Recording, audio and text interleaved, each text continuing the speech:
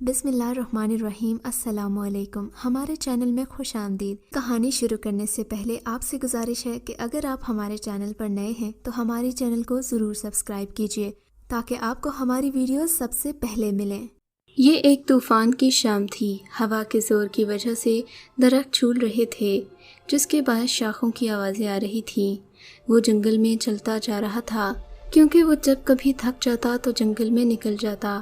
خاموشی اور تنہائی اسے جنون کی حد تک پسند تھی۔ ادھر ادھر وہ بے مقصد گھوم رہا تھا کہ اسے اپنی طرف ایک آہٹ محسوس ہوئی۔ اسے لگا جنگل میں اس کے علاوہ بھی کوئی اور موجود ہے۔ ڈر تو اسے نہیں لگتا تھا، مارے تجسس کے وہ ادھر ادھر نظریں گھما کر دیکھنے لگا۔ اسے کچھ نظر نہیں آیا۔ تھوڑی دیر تک خاموش رہا۔ اسے پیروں کی آہٹوں کی آوازیں آنا واضح سنائی دیں۔ ایک لمحہ اس نے یہ جاننے میں صرف کر دیا کہ یہ آواز کس طرف سے آ رہی ہے۔ کچھ سوچ کر وہ دائیں طرف کو چل دیا۔ تھوڑا سا آگے جانے کے بعد جب اس نے رخ سیدھا کیا تو ٹھٹک کر رہ گیا۔ سفید لباس میں ملبوس جو کہ نیچے لگ رہا تھا، اس کے بال شانوں تک بکھرے ہوئے تھے۔ قد قامت میں بھی اچھی تھی۔ اس نے دماغ میں خیال کیا، یہ لڑکی کون ہے؟ اس وقت جنگل میں ہے اور یہ کہاں جا رہی ہے؟ وہ تو آگے بڑھتی جا رہی تھی۔ اس نے گھر واپس نہیں جانا، یہ سوچتے ہی اس نے اوپر دیکھا کہ دوشیزہ کا پیچھا کیا جائے، شاید وہ راستہ بھٹک گئی ہو۔ مگر یہ کیا؟ وہ تو غائب ہو چکی تھی۔ وہ جلدی جلدی قدم آگے بڑھاتا گیا مگر وہ اسے نہ ملی۔ گھنٹہ اسے تلاش کیا مگر اس کا سراغ نہ ملا۔ رات کا اندھیرا آسمان کو پوری طرح اپنی آغوش میں لے چکا تھا۔ وہ اس لڑکی کے بارے میں سوچتے سوچتے آخرکار گھنٹے کی مسافت کے بعد اپنے گھر میں داخل ہو گیا۔ ہر طرف گہری خاموشی تھی، گلیاں ویران تھیں، ایک دو جگہ کمکمے روشن تھے۔ وہ آہستہ آہستہ چلتا ہوا اپنے گھر میں داخل ہو گیا۔ پورے گھر میں سناٹے کا راج تھا۔ ظاہری سی بات ہے، گھر میں خاموشی ہی تو ہونا تھی۔ اس نے آگے بڑھ کر لائٹ آن کی، پھر اس نے ہاتھ دھوئے، لباس تبدیل کر کے وہ کچن میں داخل ہو گیا۔ کچن سے کھانا کھا کر وہ اپنے بیڈ روم کی طرف آرام کرنے کو چل دیا کیونکہ وہ کافی تھک چکا تھا۔ آج اس نے اسٹڈی ٹیبل پر بکھرے کاغذوں کو نہیں چھیڑا کیونکہ اس کا دماغ اس لڑکی میں الجھا ہوا تھا۔ اس کی سوچوں میں وہ غرق تھا۔ اپنے بیڈ پر ٹیک لگائے وہیں سو گیا۔ اس کا نام ساحل تھا اور وہ خوش قامت اور خوش شکل تھا۔ ہر وقت لا تعلقی کے اظہار کا حلیہ بنائے رکھتا مگر اس کے علاوہ وہ خوش لباس بھی تھا۔ کبھی اس نے خود پہ خاطر خواہ ترجیح نہیں دی تھی۔ ناول لکھتا تھا، شاعری اس کا دوسرا کام تھا۔ وہ ایک مست ملنگ کی طرح رہ رہا تھا۔ صبح اس کی آنکھ کھلی تو 9 بج چکے تھے۔ وہ جلدی سے بستر سے اٹھا، پہلے شاور لیا اور پھر ناشتہ کر کے گھر کو تالا لگا کر شہر کی سمت ہو لیا۔ اس کے ہاتھ میں ایک بیگ بھی تھا جس میں لکھے ہوئے کاغذ رکھے تھے۔ شاید اس کا ناول مکمل ہو چکا تھا۔ وہ بازار اور لوگوں کی بھیڑ سے ہوتا ہوا ایک تنگ گلی میں داخل ہوا۔ تھوڑا آگے جا کر ایک دروازہ کھول کر اندر چلا گیا۔ وہاں کچھ سمجھانے اور بتانے کے بعد اسے ایڈیٹر کے کمرے میں جانے کی اجازت مل گئی۔ یہ کسی پبلشنگ کمپنی کا آفس تھا جہاں وہ اپنا ناول لے کر آیا تھا۔ وہ ایڈیٹر کے کمرے میں داخل ہوا۔ اسے سلام کرنے کے بعد اس کی ہدایت پر ایک کرسی پر بیٹھ گیا۔ ایڈیٹر نے فون پر نوکر کو چائے اور بسکٹ لانے کی ہدایت کی اور ریسیور رکھ دیا۔ ساحل نے ہاتھ میں پکڑا ہوا لفافہ ایڈیٹر کے ٹیبل پر رکھ دیا۔ ماجد صاحب نے وہ لفافہ کھول کر اس میں سے چند کاغذ نکالے، ان کا مطالعہ کرنے لگے۔ ان تحریروں پر نظر دوڑانے کے بعد بولے، بہت اچھا ہے تمہارا ناول، بولو تمہیں اس کے عوض کیا چاہیے؟ اتنی دیر میں نوکر چائے لے کر اندر آ گیا۔ چائے ماجد صاحب اور ساحل کو پیش کر کے کمرے سے باہر چلا گیا۔ میرا خیال ہے کہ اب باقی باتیں طے کر لینی چاہیے، یہ کہتے ہوئے ماجد صاحب نے ریسیور رکھ دیا۔ آپ لینا چائے؟ ماجد صاحب نے ساحل سے کہا، خود بھی اپنے ہاتھ میں چائے کا کپ پکڑ لیا۔ 3 سے 5 منٹ کے انتظار کے بعد ایک اور آدمی اس کمرے میں داخل ہوا۔ اس نے ساحل کو معاوضہ دیا اور پھر رخصت کر دیا۔ ساحل نے ضرورت کی اشیاء خریدیں اور اپنے گاؤں کی سمت ہو لیا۔ گھر آ کر اس نے تمام چیزوں کو اپنی اپنی جگہ پر رکھا۔ کچھ سامان بکھرا پڑا تھا۔ اس نے کمرے کی کھڑکی کھول دی تاکہ ہوا کی بدولت اس کے ٹیبل کے کاغذ مزید نہ بکھر جائیں۔ اس نے کھانا کھایا، 5:30 ہو چکے تھے۔ اس نے اپنا کام مکمل کیا اور جنگل کی طرف چل دیا۔ جنگل میں وہ اسی لڑکی کو تلاش کر رہا تھا۔ آخر اس کی تلاش رنگ لے آئی۔ जो ही उसने शुमाल की सिमत देखा, कल वाली हालत में कोई लड़की चली आ रही थी। उसने उसका पीछा किया मगर वो चलती ही जा रही थी। काफ़ी वक्त गुजरने के बाद उसने दौड़ना शुरू कर दिया। सोचा इस लड़की का रास्ता तो ख़त्म ही नहीं हो रहा, ऐसा करता हूँ इसे मुखातिब करके दरियाफ़्त करता हूँ। वो यही सोचकर उसके पीछे आ गया। उसे आवाज़ दी। दूसरी आवाज़ पर पलटकर उसने देखा। वो इंतहाई खूबसूरत लड़की थी। ऐसे लगता था जैसे बरसों से उसके होंठों पर सुर्खी न लगी हो। आंखों की चमक भी बहुत अफसरदा थी, मगर थी बहुत खूबसूरत, लेकिन खुश नहीं थी। यूँ लगता था बहुत परेशान हो। इससे पहले कि वो उस लड़की से कुछ कहता, वो फिर गायब हो गई। आज वो फिर नाकाम हो गया था, मगर उसने पुख्ता इरादा कर लिया कि वो उसका सुराग ज़रूर लगा कर रहेगा। वो घर आ गया। घर आकर उसने चंद चीज़ें दुरुस्त कीं। बाकी घर की तमाम अशिया बददस्तूर वैसे ही बिखरी पड़ी थीं।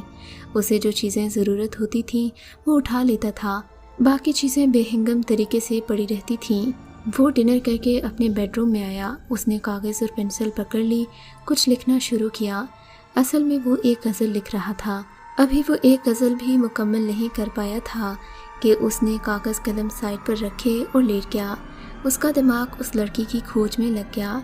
इसी सोच में उसकी आंख लग गई। जब वो सुबह उठा तो सुबह के 8 बज रहे थे। इतने में उसका फ़ोन बजा। उसने फ़ोन रिसीव किया। अस्सलामुअलैकुम साहब जी। दूसरी जानिब से कोई बोला, हाँ हाशिर बोलो, क्यों फ़ोन किया है? वो मैंने कहना था कि आपके कपड़े तैयार हैं, आकर ले जाइए। ठीक है, मैं आज आकर ले जाऊंगा। अल्लाह हाफिज़। ओके जी, अल्लाह हाफिज़। वो तेज़ तेज़ कदम उठाता हुआ किचन में दाखिल हो गया। उसने सबसे पहले फ्रिज खोली, उसमें से अंडा, 2 डबल रोटियां और जूस निकाला। डबल रोटी गर्म की और एक तरफ प्लेट में रख दी। फिर अंडा बनाने में मुतवज्जे हो गया। वो जल्दी में अंडा बनाते बनाते अपना हाथ जला बैठा था। ओहो, ये क्या हो गया? इसीलिए तो कहते हैं जल्दी का काम शैतान का होता है। वो खुद से बातें कर रहा था। वापस आकर वो टेबल पर बैठ गया, नाश्ता करने लगा। नाश्ते से फारिग होकर उसने लॉन्ड्री में से गंदे कपड़े इकट्ठे किए और उन्हें एक शॉपर में डाला। घर को ताला लगाकर वो कपड़े लेकर धोबी के घर की तरफ रवाना हो गया। असल में सुबह उसे फ़ोन आया था, उसके धोबी का था, जिसने उसे कपड़े ले जाने के लिए कहा था और साथ ही धोने वाले कपड़े लाने की हिदायत भी की थी। इसने 2 दिन पहले जो एक गज़ल नेट पर अपलोड की थी, उसके बारे में बहुत से लोगों के कमेंट आए थे। इसके अलावा उसका 2 माह कबल शाया होने वाला नावल भी बहुत मशहूर हो चुका था। धोबी से वापस आने के बाद वो लैपटॉप पर काफ़ी चीज़ें सर्च करता रहा। जो ही 5 बजे वो सब कुछ ऑफ करके घर को ताला लगाकर जंगल की तरफ रवाना हो गया। उसका मकसद उस लड़की से मुलाकात करना था।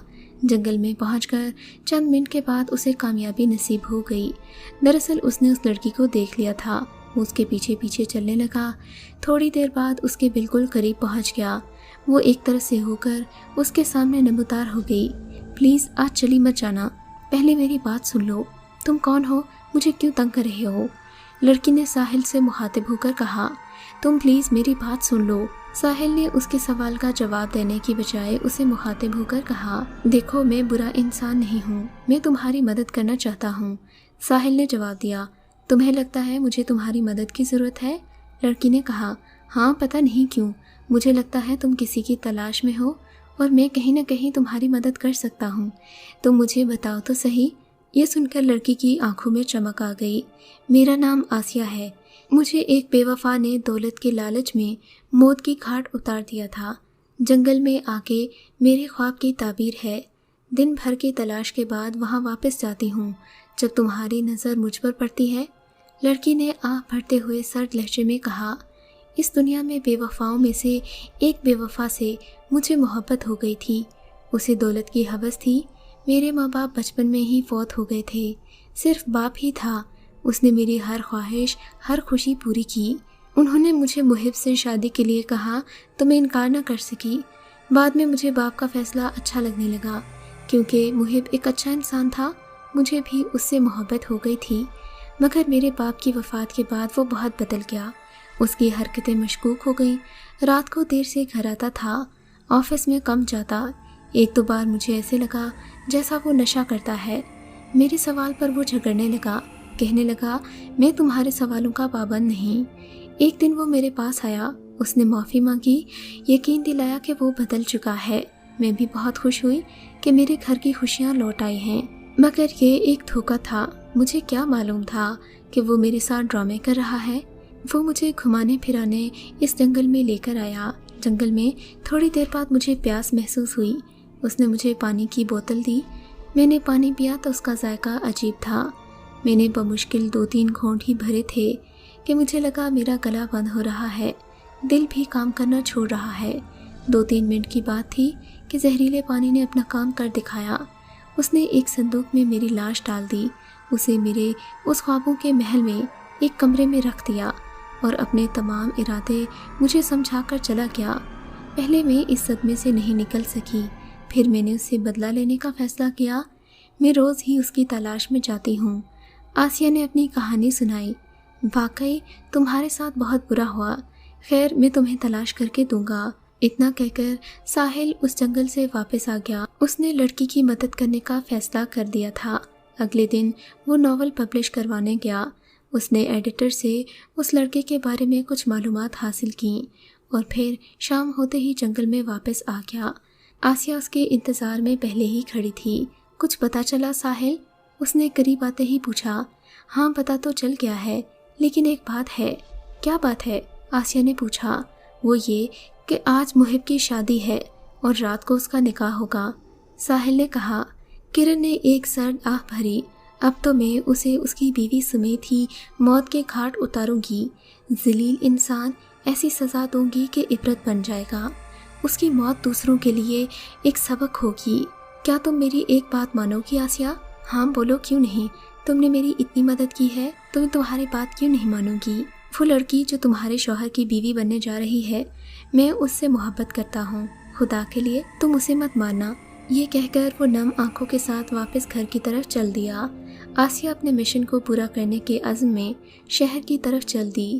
جنگل کی بائیں جانب ایک آبشار تھا جہاں ساحل بیٹھا اپنے ماضی کی یادوں میں کھویا ہوا تھا۔